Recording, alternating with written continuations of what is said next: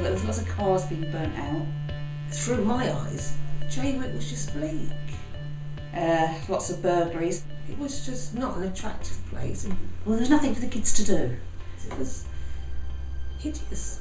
And I've made a decision that the place and the people here were perhaps of the same.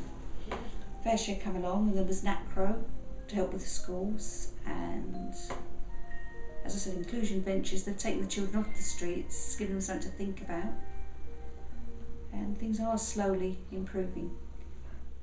Obviously, over a period of time, I realised that, you know what, it ain't what it looks like and it ain't what it seems, but once you start to understand, things are different.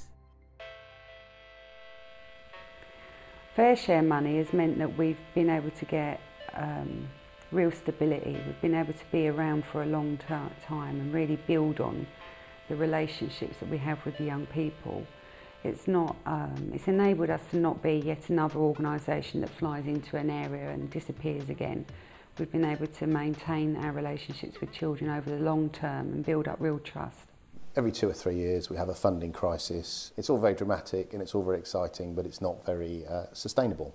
One of the initiatives of the FairShare panel has been to appoint a voluntary sector development manager.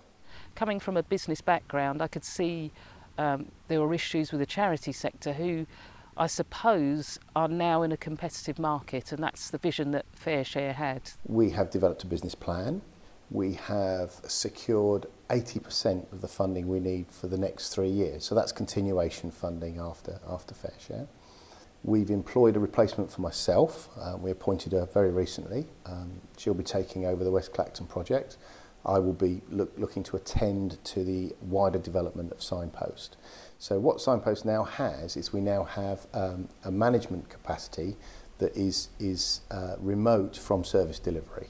The vision that FairShare had, I would say, has been fulfilled, and it was very forward-thinking, because the organisations at the end of this project have raised significant amounts of lottery money from other grant foundations and sponsorships. So they're going into the next 3 to 5 years with very sustainable business plans, with significant amounts of money and new skills, and it's about developing those organisations, and they're now competing in the market with private sector businesses. I think we've moved away from the old style charity of 20 and 30 years ago of tin shaking, and it's about leaders having a very strategic vision for those organisations, and I'm pleased to say that those organisations are now going forward in the future in a very, very positive way, thanks to FairShare.